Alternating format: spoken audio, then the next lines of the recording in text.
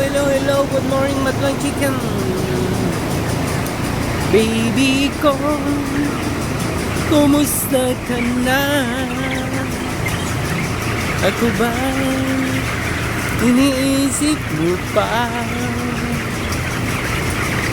Kung sakali ayaw mo na sa akin, baby ko, patuloy kang mahalin.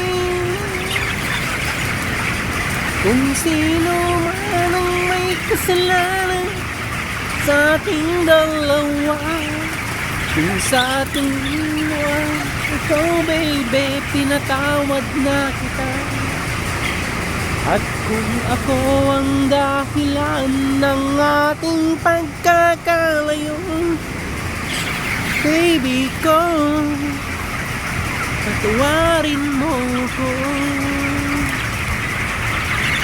Ayun na sila guys, oh. Baka Lunes ma-harvest na to.